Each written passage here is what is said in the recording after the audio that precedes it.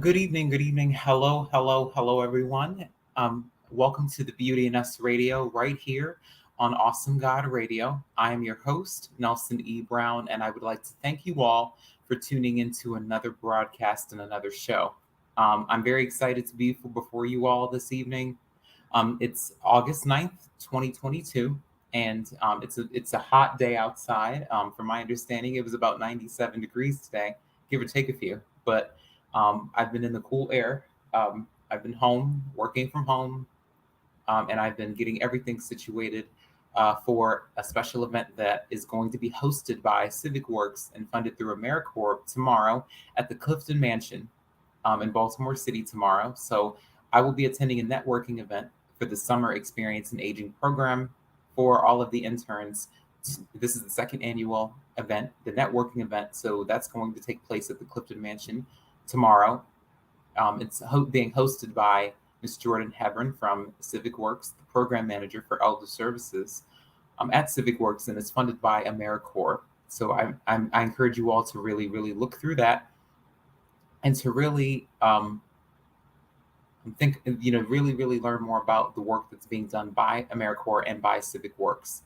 I'm actually wearing an AmeriCorps t-shirt, so I decided to wear that this evening so that I could represent and talk a little bit about that experience. So I'm attending this networking event tomorrow on August 10th, 2022 from 5 to 7 p.m. So if you all still want to reach out to Jordan Hebron, you're free to at Hebron@civicworks.com. But again, Civic Works is a nonprofit organization in Baltimore City, and it's funded by AmeriCorps. So you guys are free to look that up and really, really learn more about the work that's being done for the city of Baltimore and for the community. So this evening we have, not to linger with that, but this evening we have a very special guest before us. Her name is Miss Ashley Esposito, and she is a Baltimore City School Board candidate. So she's running for office. She won the primary last month, so she won the first seat for the general election. So the general election for everyone is being held in November. So you all are free to, again, do your research and really, really do your due diligence and learn more about the candidates. But I wanted to sit down with Miss Ashley Esposito, not only because of the fact that she won one of the first seats, the very first seat actually, in the primary, but I also wanted to give her an opportunity to share her story. I met her a few months ago at an elementary middle school in Baltimore City, and I learned more about her and about her colleague and her fellow candidate, Miss Salima Jasani, who we had on the show a couple of months ago to talk about their campaigns and their stories. So I was going to read a little bit about Miss Ashley Esposito so that you all can become more familiar with her. So she'll be joining us in about 10 minutes. But I wanted to talk a little bit about education and about the Baltimore City school system and what we will be discussing on the show this evening. But let me just read to you all her bio. So she's, again, her name is Ashley Esposito. She's a mom of a toddler, and she works full-time as a technology analyst and as a local artist. And she lives in the Violetville community, and she's an active community member. And she wanted to run for the Baltimore City Public School Board of Education to improve school systems for all of the students throughout the community. And if you go to ashleyesposito.com, you can learn more about her and about the work that she's done and how it led to her being where she is now. But she says that, according to her bio, she says that she believes that she brings a different perspective to the current board. And she's an adult with learning differences and past trauma.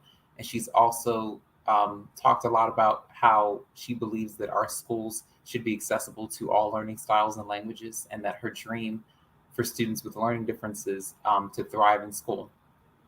So that's her biggest dream for all students with learning differences, is to thrive in school. And she feels as though students with trauma and learning differences, of course, are at great risk of ending up incarcerated. And in terms of really identifying the at-risk students, She believes that they should have an opportunity to go to school and have comprehensive school-based wellness centers available for them in all capacities. And she also has friends uh, um, that were not as lucky to be afforded those opportunities, but she talks a lot about how she's working through legislation and advocacy to end the school to prison pipeline. So the school to prison pipeline talks a lot about where we are as a nation in terms of education and public safety policies that push students into the criminal justice system and into the legal system. So when we think about the school to prison pipeline, we have to think about the disproportionate tendencies of minors and young adults from disadvantaged backgrounds to become incarcerated. So again, when we think about the crime that takes place in the city of Baltimore, which is a topic for another show, but when we talk about crime and what the roots are, it all starts with education. And I think that according to Miss Ashley Esposito's bio, she talks a lot about the trauma that she witnessed growing up. She talked a lot about the learning differences that she had and how she wants to inspire future generations of students, and she wants to make a difference for future generations of Baltimore City school students.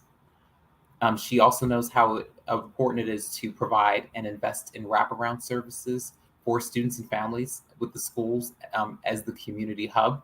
And she also understands how important it is for students to spend as much time in the school building as they do at home.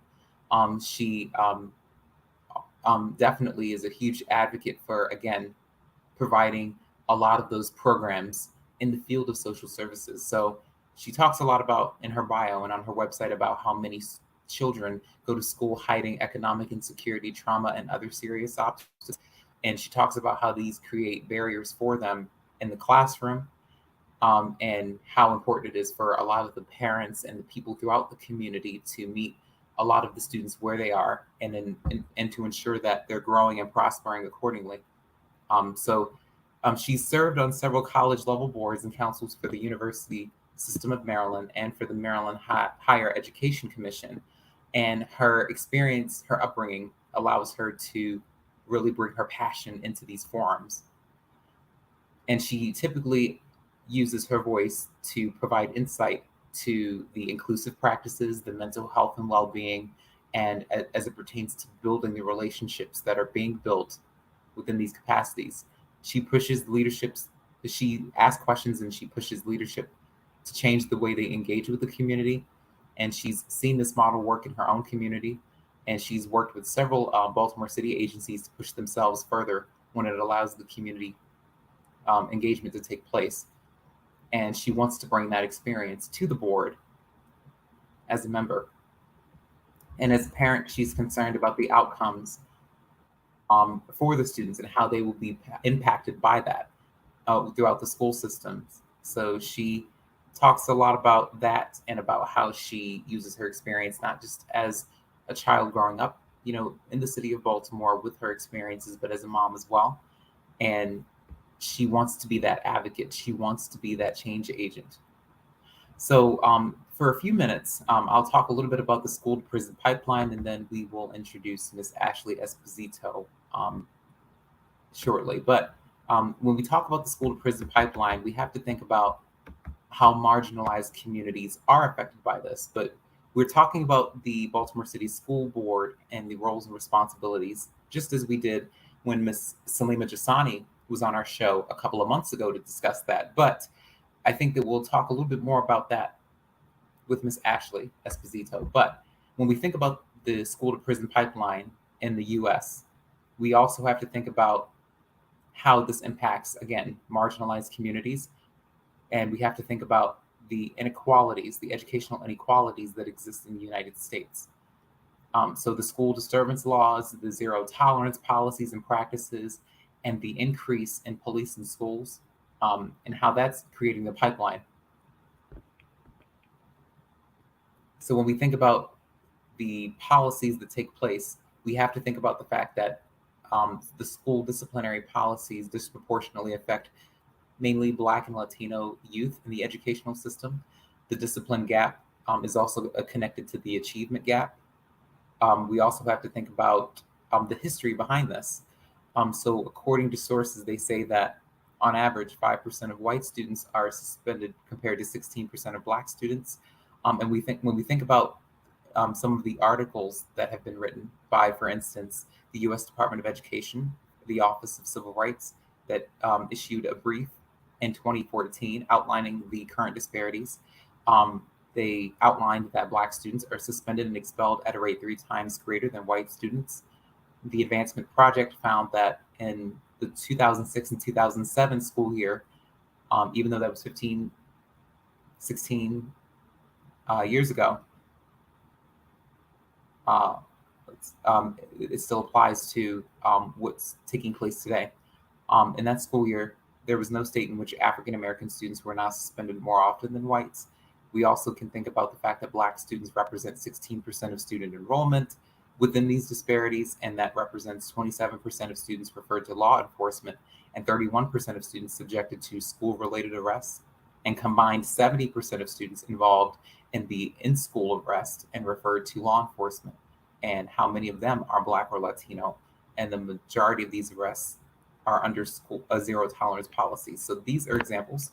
So we can also think about the current policies that still take place, not only the zero tolerance policies, but also the policing in schools and how these effects of the school to prison pipeline impact, the field of education now. And we can also think about how it's been exacerbated by the COVID-19 pandemic, and how, for instance, in May of 2020, a 15-year-old Black female student with ADHD in Michigan was sent to a juvenile detention center for not turning in her own online homework. And the juvenile court concluded that her failure to submit her homework violated her probation and sentenced her to 78 days in juvenile detention. And she was later released after an adverse reaction from the public.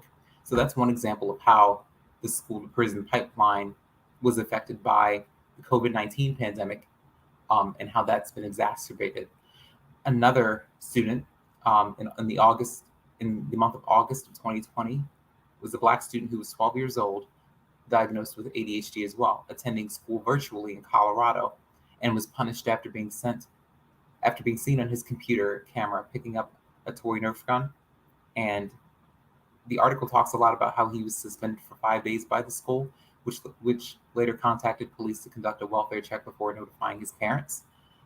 And again, we think about the reduction in racial disparities and how those efforts can close the achievement gap and close the school to prison pipeline.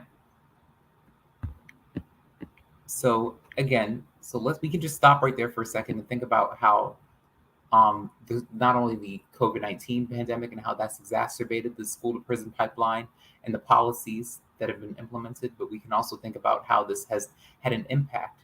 The school to prison pipeline has had an impact on the mental health and well-being of a lot of students, not just within the city of Baltimore, but around the world, and about how we've spent decades, generations, looking at these reports, reviewing these findings, but no one's really created a lot of concrete solutions to a lot of these problems. So when we talk to Ms. Ashley tonight, we will definitely have a chance to learn more about the city school system and about the students within the system.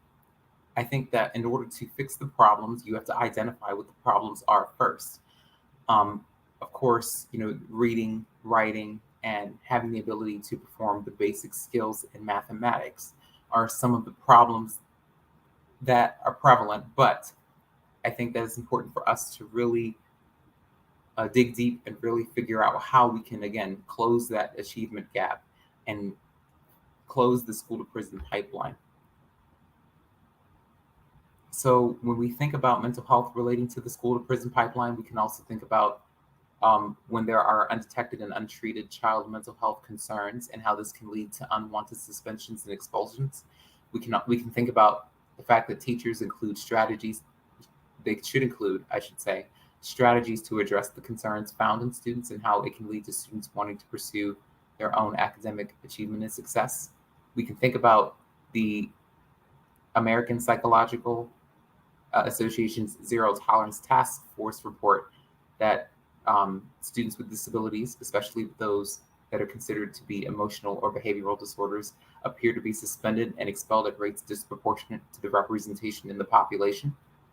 We can think about, again, the zero tolerance policies that also fail to account for the neurological development in youth.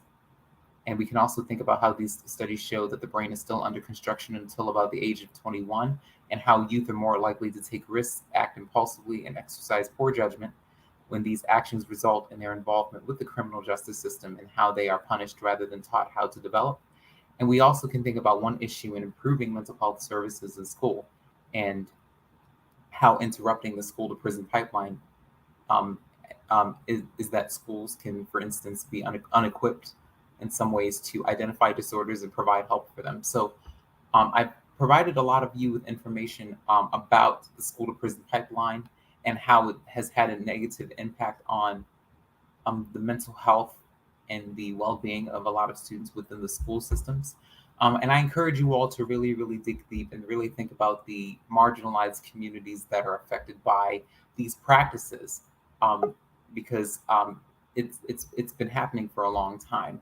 So on that note, I'm definitely going to shift gears and introduce you all to Miss Ashley Esposito, the Baltimore City School Board candidate, and the one of the winners of the primary election. So, Miss Ashley, thanks again, and welcome to the Beauty in Us Radio right here on Awesome Guy Radio. I'm glad I had a chance to speak with you now on the show. A couple of months ago, I had a great show with Salima Jasani. She provided us with a lot of great information about you two and how you both have been working together diligently in order to run a great campaign. Both of you are new in this game of running for public office, but you guys won the primary.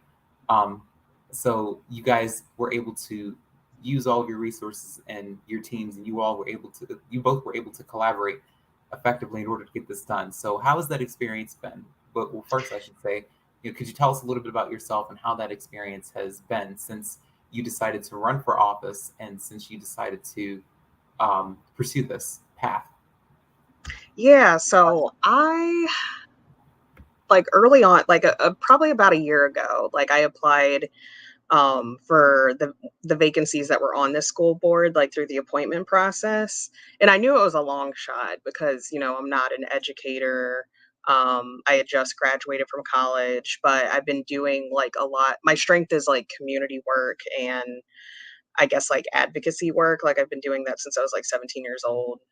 And it always comes from a place of like seeing an issue and like wanting to fix it, especially if there's like harm being done to anybody, is like trying to prevent harm from continuing to happen, especially if it's something that's an easy like process fix.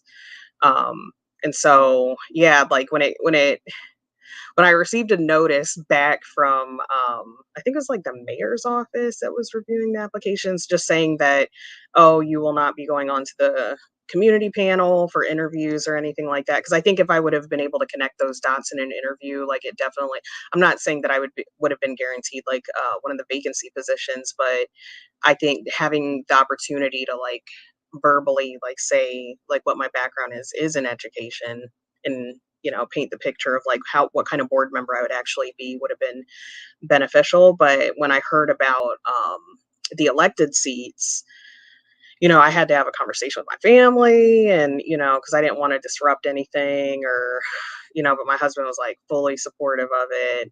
And he's like, yes, absolutely. And then when I really thought about it, I was like, actually, this is the path I would rather take because I think that my strength comes from not having like all the great ideas, but being able to connect people that have the expertise and bring in community voices into spaces where it's needed. So I'm definitely happy that I did it. Like, I don't like politics. Like, I mean, I'm a very like unpolished person. So, um, just the idea of like the way politicians speak and, the way they act and things like that. Like, I just don't, I felt like an outsider, but ultimately, like, I ended up getting the most votes, which I think speaks to the fact that, people want somebody that will represent, like, their interests.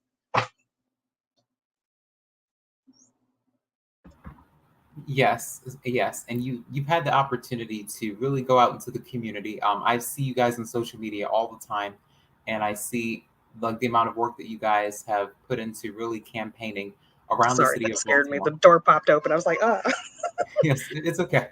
It's okay. But like I was saying, you guys, I definitely I've been watching you guys on social media, all of the candidates on social media, and how you guys really, really made it your business to really go out into the community and speak to these families and speak to these students, go to these schools, and to really, put the legwork in. And I like the fact and I like the fact that you guys are outsiders because I think that that's what the students and the students and parents and community members really need.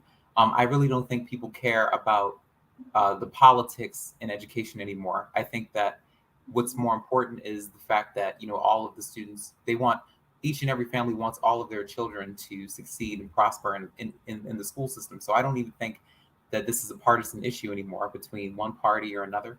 I think that all of the issues that need to be tackled and um, that need to be addressed. I think that it should be addressed in a nonpartisan manner. And I think that what I've gathered from your campaign in terms of your upbringing and your experience is that you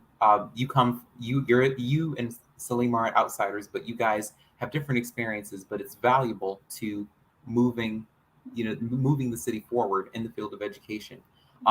There was a town hall that I watched this weekend with April Christina Curley, and she was on the panel, and she was talking about her work as an educator and her work within the community. And I think that again, you may not be an educator, but you have a lot of valuable experience, like you had mentioned in the field of social services, and even with the work, sitting on several boards. So could you tell us a little bit about your upbringing and how that has impacted you in a way where you decided, I want to make a difference for future generations of children who are growing up in the school system and who are growing up in this community, and in terms of how you are making it your business to ensure that they succeed in the best way possible.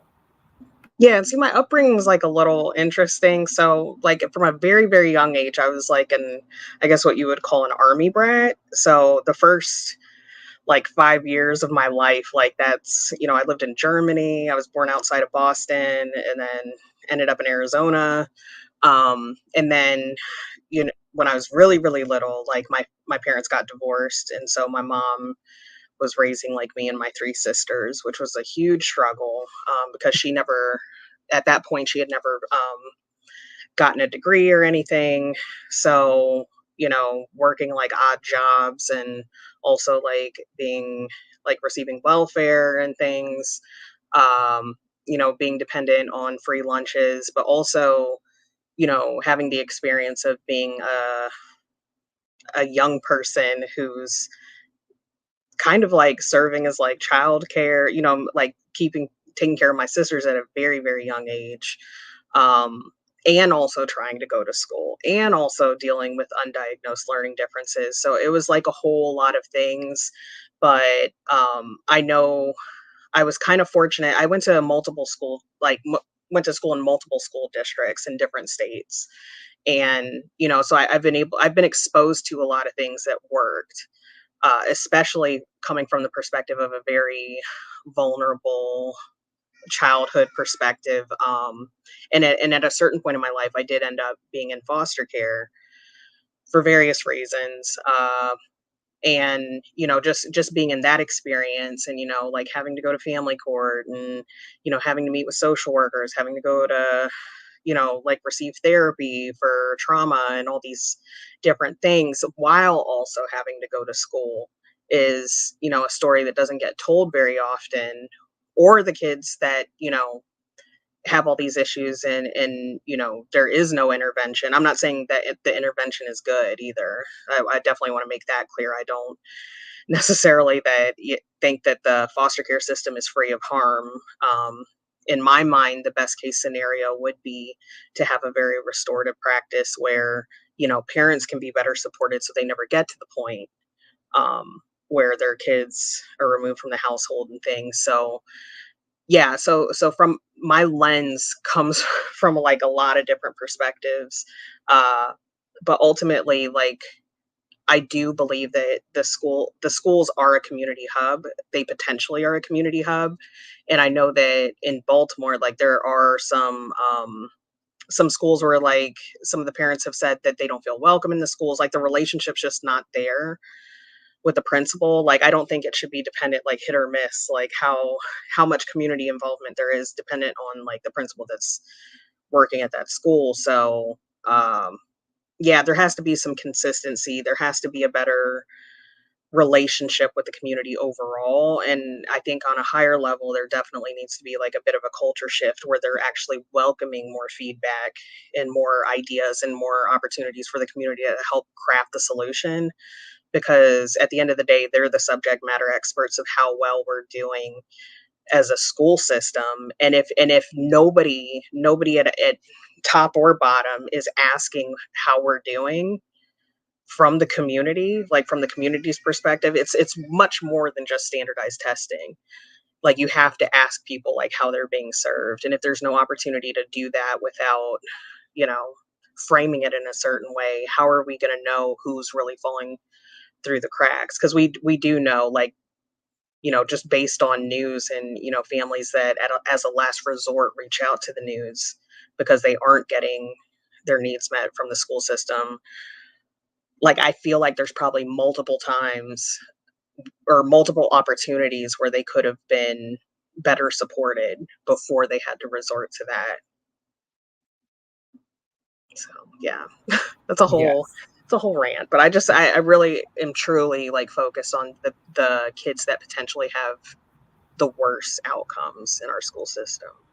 Yes, and I think that's very important for us to recognize that and just put that on the table because like you had mentioned, like I definitely see a lot of needs, the resources that well the needs that need to meet the resources throughout the community. I know that a lot of marginalized communities throughout the city of Baltimore have been ignored for decades and for generations. I I know that Salima, she's a strong advocate for the disability community. I've been able to read and watch a lot of stories about many students who have disabilities and how they've been ignored throughout this entire process, even with their conditions and even with all of the students in terms of how they've been performing throughout the course of the pandemic and even prior to the pandemic. So I think that it's important for us to recognize where the needs are and which resources are needed in order to meet those needs. So I think that that's important for us to recognize that. And I do see the need for a lot of social workers, a lot of school psychologists, and a lot of nurses. I think that oftentimes there's a lot of people are very apprehensive about um, working within the school systems because they don't see a lot of those resources that are needed for the students. A lot of oftentimes, like you said, people allow the politics to interfere with what's really needed, and they focus more on what's politically correct versus Yeah. which resources are needed in order to meet those needs. And a lot of people, in terms of what they're being subjected to in the school system, they don't want to be exposed to that, so are very apprehensive about working within the school system because they don't get a lot of support. They don't get a lot of those needs that need to be met. So I think that it's important to recognize that too. So could you talk a little bit about the historical seats on the school board and what the roles and responsibilities are, um, you know, with on the school board? Because a lot of people have misconceptions about what the school board actually does. So a lot of people just think that the mayor is just is responsible for all of these decisions. A lot of people think that he's in the position to say, you know, this decision stays and this decision goes. And I know that's totally not true. So could you tell us Hmm. a little bit about the historical seats, why they're important, and what the roles and responsibilities actually consists of? Because I think that people need to know, not only because of the fact that we have town hall meetings, or because we have forums where the public can come and ask questions. But I think that people really need to understand the responsibilities of the school board so that they can become more involved and active within the school system, and so that they can know who to defer to if they have any additional questions, or if they need someone's skills or expertise in one area versus another. Yeah. Yeah, really, like, I mean, and it's kind of the same with like boards and councils that I've served on. Overall, the school board is an accountability piece and also has a lot of power as far as like approving things. So when it comes to the budget, that's an opportunity for the folks that are serving on the board to use, whether it's people, whether it's expertise, like all these things, and apply it to how the budget, like where the funds are going, because if we're not funding things that we know are like an urgent need, then you have to wait till the next go round. And if the community has no impact or no feedback into like whether or not this funding like works for them, that's like a huge concern of mine. Like, I don't, obviously, like, the school board members have votes themselves, but also because they're not elected, like, they don't have as deep of a connection with the community as these elected folks. And I know for a long time, community members, legislators, uh, just people at different levels have been working hard to get an elected school board. And part of the reason is because we're the only jurisdiction that has an appointed board.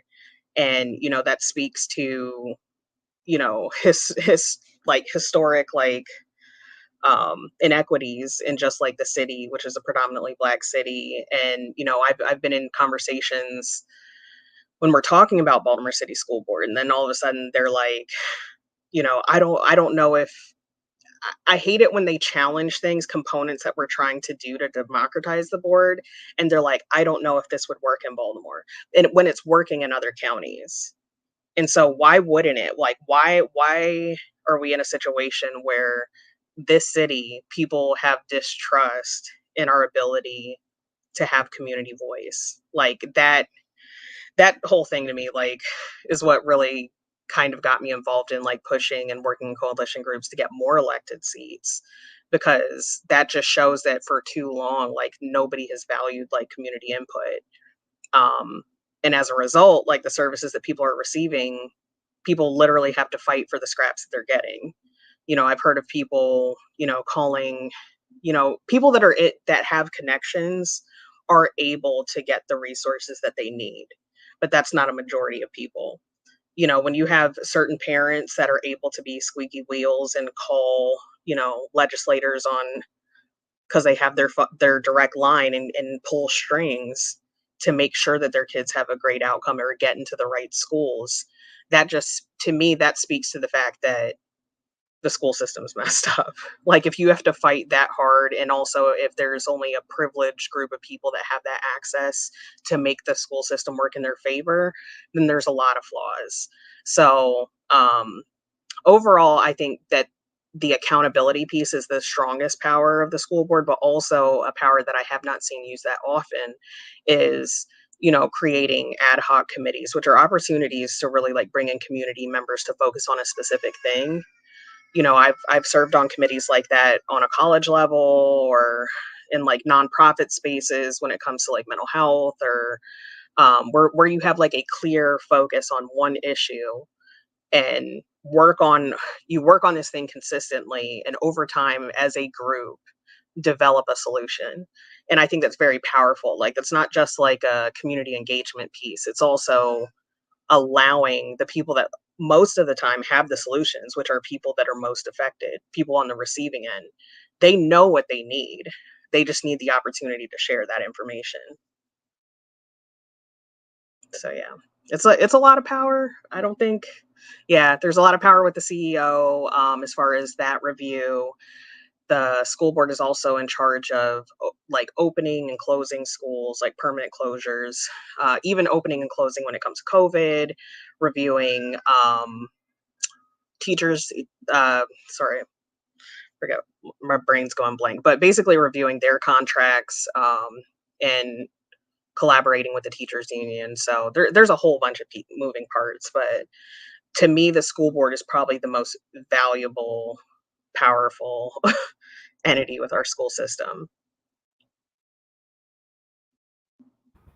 Yes, I think so too. And I wanted you to explain that because I wanted everyone to just get a clear understanding, to have a clear understanding of what the roles and responsibilities are of the school board. Because a lot of people, again, they don't understand what the responsibilities are, and a lot of people just automatically assume that because the mayor holds one of the highest positions within the city of Baltimore, that he's the one that makes these decisions and delegates these responsibilities and says that this decision stays and this decision goes. And as you just explained, that's not true. And I think that, again, it's important for people to really be involved, not just during the election season, but each and every year. I think that it's very important, and I think that it makes a difference for the students, in the lives of the students who go throughout the school system, to have parents and community members who advocate for them. I think that oftentimes, because a lot of parents and guardians, they don't have um, the means and the time to really, they can't find the time or the means to really sit down and really work with these students each and every day. I think that's needed more often. I think that makes I think that makes more of a difference in the lives of each and every student, to have adults in their corner who advocate for them. I think that students, sometimes they're not in the position to really be their own best advocate, and I think they need people to advocate for them in every aspect and in every situation. I think that a lot of students sometimes suffer in silence. They don't know who to turn to for help, and a lot of them fall through the cracks because they don't have access to the resources and to the people they need to speak to, in order to make sure that they get what they need so that they can be promoted to the next level, and so that they can really, really be prepared for life after elementary school, middle school, and high school, and even in college. So, could you tell us a little bit about what you are looking forward to in November? It's because I know that you guys put together a really, really great campaign, a successful campaign this past month. But I know that there's more work to do.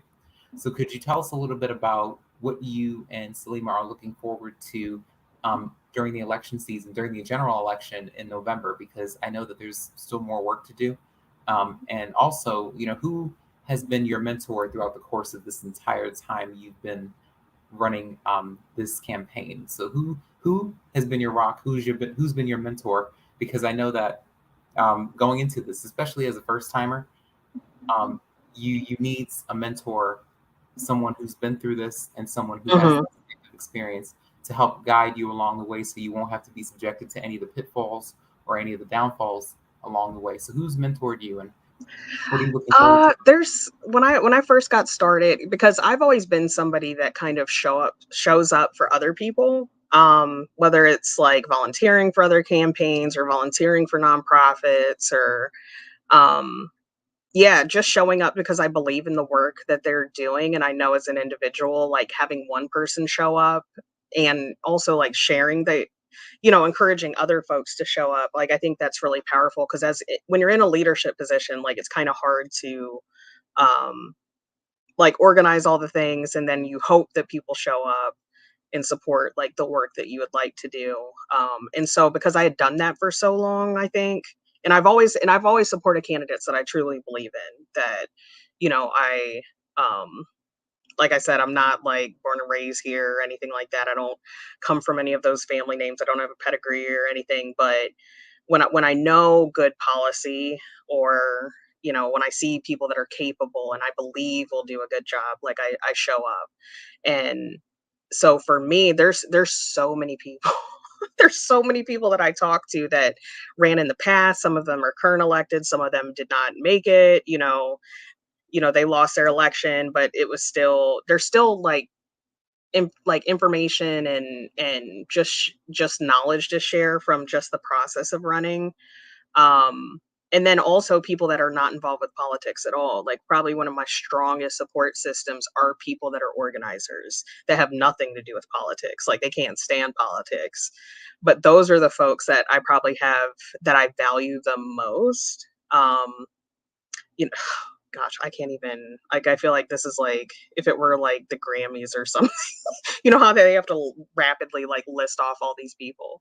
Um, yeah, it's a lot of people, and like one of my biggest support systems is my husband, because I mean he kind of gets to witness a lot of this stuff like behind the scenes, and and he knows me better than anybody. So when he can give me advice, I'm like, this is what's going on. This is weird. I don't like this. He's probably the one that's like, well, then don't do that. He's like, do what you do. So he kind of like balances me out and like keeps me reminds me of who I am when I get lost in all this like foolishness. Yeah, because I, as a first time candidate, as a mom of a toddler, as somebody that's getting hit from both ends, like both the uh, I guess people that are used to only things being people being elected a certain way, or also people that are more grassroots that don't trust elected officials in general. I'm kind of caught in the middle of this weird situation where I value both sides, and I think both sides are a healthy balance to hold people accountable, including myself. um and I would say probably the biggest support systems for me are Salima and our friend Ralik, who's been such a big help, like with the campaign and everything, but also like the volunteers that showed up. I've had volunteers, be involved at one point and then like cycle off because life stuff. And I try to leave space for them to do that. I'm not one of those people that's like, you're a volunteer, you're going to work this many hours, blah, blah, blah. Like I literally operate from like meeting people where they are. It's like, for people that have social anxiety, I'm not going to throw you in a situation where you're going to be door knocking if that's not your jam. But if you say that you like, stuffing envelopes, cool. Like there's a role for everybody. And I feel like, going on to the general, we're going to keep keeping that vibe where we have a bunch of people doing things all over the city, and they're doing it in a way that works for them the best, but it all, like, collectively it all contributes to the results that came out. Like, because this is, I keep saying it, but it's much bigger than just me. Like, there's so many groups that I've been lucky enough to like work with, that I've worked with for years, like not even for, I didn't work with them to for the purpose of like running in the future. Like I worked for them, or helped them out or showed up when they needed volunteers because I genuinely believed in what they did. And so at this point, when I decided to run, seeing those same people come back and support me has just been like a huge blessing, and very, I don't know, it makes me like emotional. Like it's just amazing. Yeah. And it just goes to show that like my instincts of, being able to bring a whole bunch of people with me to the school board is going to work. Like these are, and I've told them straight up, like, and they've seen probably some of the things that I do in my neighborhood. If I get a seat on the school board, it's their seat. So if they have a direct line of communication to me, and I'm going to keep building out that base of people that know how to get in contact with me, so that if there's something that's urgent, if there's something they're concerned about, I will operate in a way that best serves the community always. Like I'm never going to go on there and be like, well, I think this should happen and overrule the community.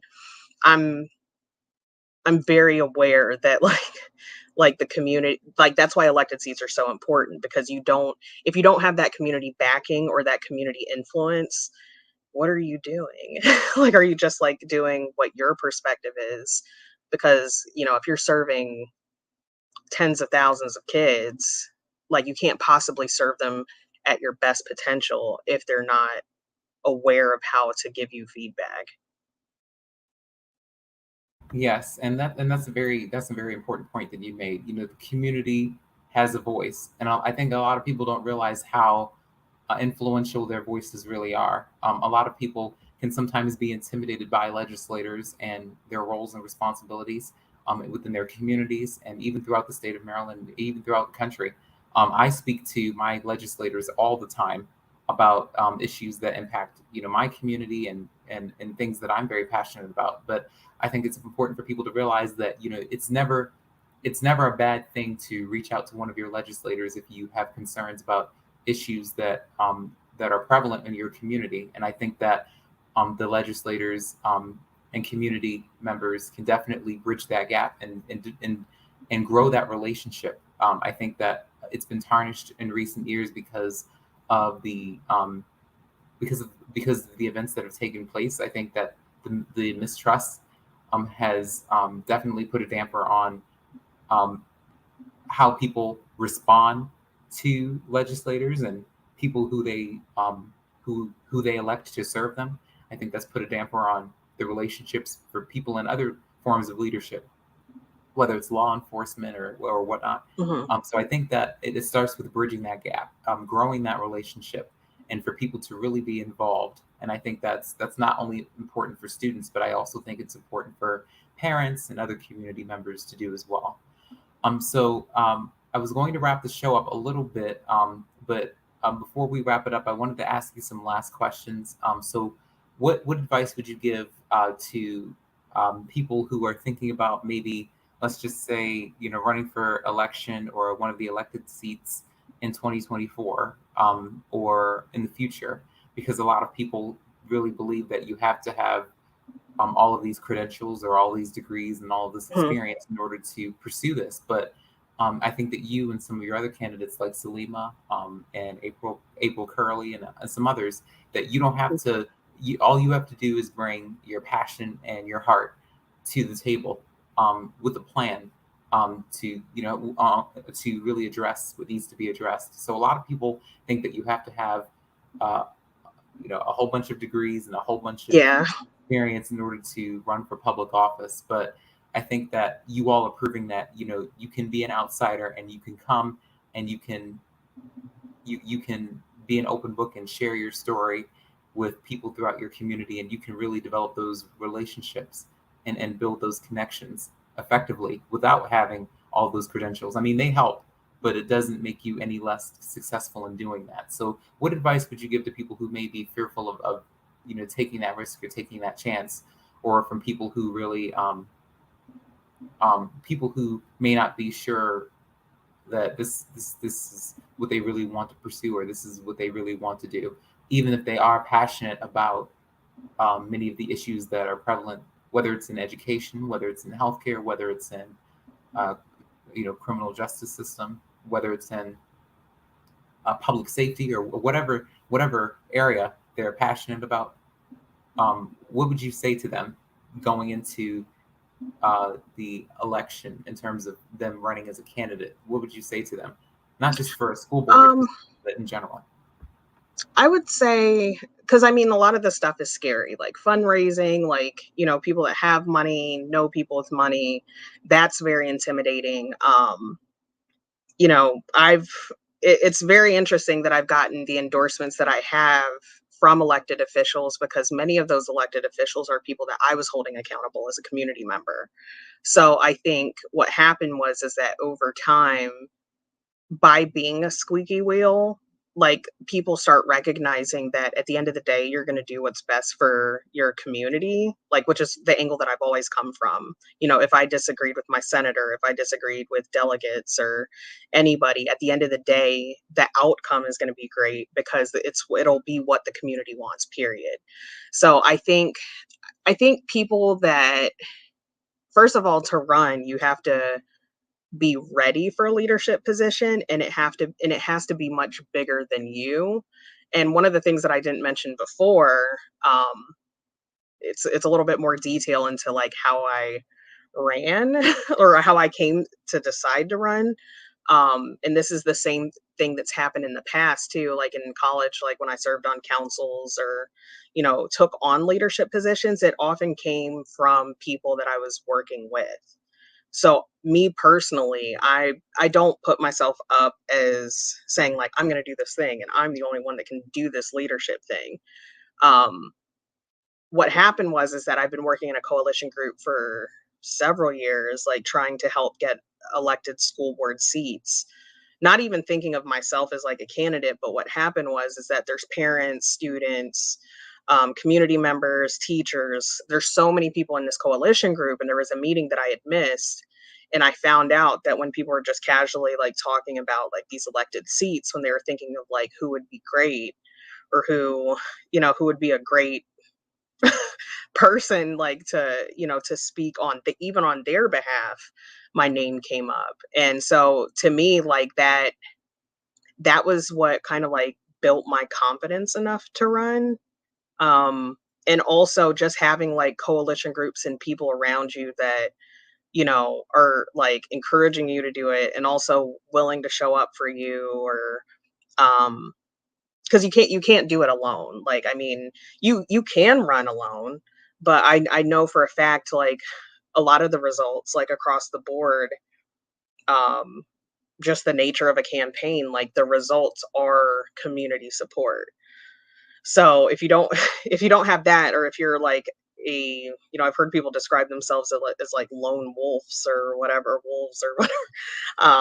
But that's still not. I don't think that's a good time to run, like, because you have to be able to lead or create an opportunity for everybody to engage. So it can't just be about. It has to be a very like selfless thing, and I see that in the top four folks. Honestly, is that all of them have like deep connections with like different parts of the community. And I think, and I think in some ways, like, because we're all not bragging on all those relationships that we have. Like, some people were surprised by the results, but I really wasn't, because I know, getting to know the other candidates, I understand like how deeply connected we are with different parts of the city.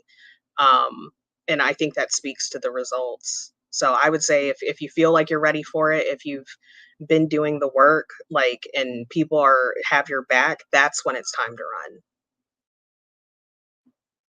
Yes, absolutely, and I think that's important for everyone to know. And I'm thankful for the opportunity that you have now with actually talking to us about your experience. As the first time candidate, this is your very first time. I think you pulled a very successful race in the primary. The first go around, because you stepped into this, not knowing what to expect and not knowing how this Yeah. process works, and you did a great job because you won the first seat in the primary. We are all looking forward to November. I think that not just for the school board, but I think that the other races, I think that people really need to do their due diligence and really do their research and make those connections, because I think that now is not the time for people to really sit back and just watch things happen. I think it's very important for people to actually, exercise their right to vote and to let their voices be heard, because we are the power. Everyone is working for us, so a lot of people need to remember that and understand that people no decision can be made without our input. That's what we have to remember. Our input matters, and we our voices matter. So it's very important for everyone to really take advantage of the general election in November. Take some time now to do their research and to talk to their community, to speak to these candidates, and to really do as much as they can so that they can be prepared when they go to the polls in a few months. So, how can the listeners reach out to you if they have any additional questions about being a part of the campaign with you and Salima, or if they want to um, know more about the general election in terms of the date to look out for, or where they can go to cast their vote or to cast their ballot? So how can people reach you all if they want to support you all or donate to your campaign? And what? Yeah. Yeah, I have a website. It's ashleyesposito.com, Esposito. And I have a voter guide on there. I have a bio on there. I have a platform that I'm very proud of. And part of the reason I'm very proud of it is because it was actually developed by community conversations.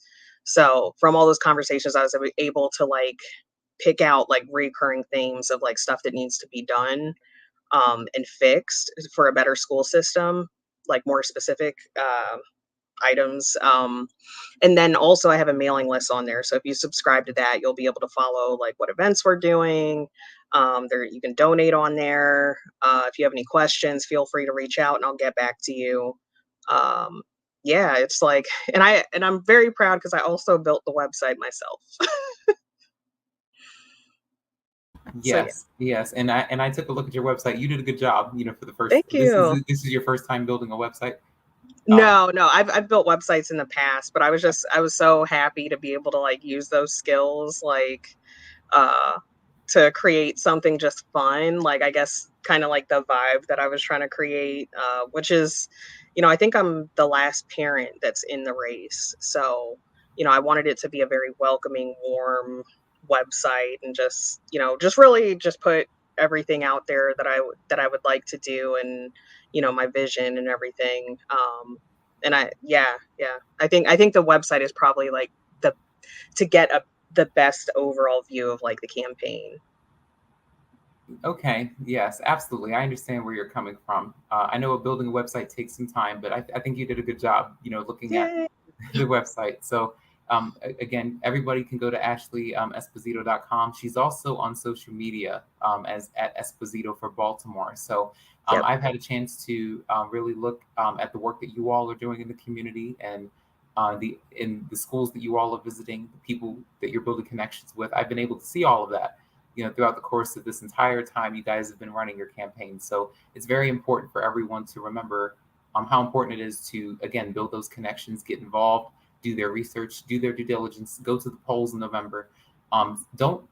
Don't ever. This is a message to all the listeners. Don't take this election for granted. Don't just sit back Yeah. and just watch things go on. I think it's very important for people to realize how important this is. It's important for everyone to exercise their right to vote. I think people get frustrated and they just throw in the towel and think that, okay, their voice doesn't matter, their vote doesn't matter, it's not going to make a difference. I looked at those numbers on the website. It does. It does make a Yeah. difference. The few And I hundred think votes. there was an election in Montgomery County and Frederick where it was only the difference between the races was only a handful of votes. That could be like a Yes, couple households. That could be a block of people that yes, decide a race. Yeah. yes. So every vote counts. You can't be idle. In the general election. We are living in a time where this is very imperative. So I encourage everyone to, again, reach out to Miss Ashley, Miss Salima, and if you didn't get a chance to watch the show with Miss Salima, you guys can revisit that. She did a great job talking about her work. You guys have a great experience to share and a lot of knowledge to bring to the table on the school board. So we're looking forward to seeing you all in the future. So I'm going to let you go, but thanks again for taking time out Yay. to appear on this broadcast. I'm glad I finally had a chance to sit down and talk to you in the midst of Yeah. everything. Thank you so much for having me. Yes, no, you're welcome. I'll definitely touch base. Okay. Awesome. Thank you. You're welcome. Bye. Okay, so that wraps up another edition of the Beauty in Us Radio, right here on Awesome God Radio. I'm glad that you all had the opportunity to dig deep and really listen to our conversation about education, about the Baltimore City public school system, voting, and how important it is to really be active in the community.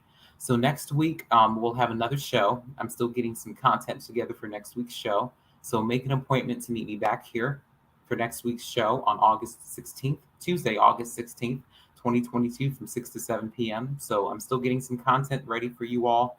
The summer's still here, so it's still going to be hot outside. So I encourage you all to stay hydrated, stay cool, um, and to continue to spend time with your family members and friends. And again, don't take this election for granted. Do your due diligence, do your research. You can't be idle now. Your voice matters.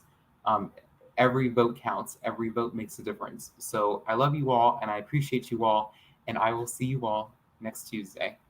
This is the Beauty in Us Radio right here on Awesome God Radio. Make sure that you subscribe to us at Awesome God Radio on all of the social media outlets, Twitter, Facebook, Instagram, and so forth.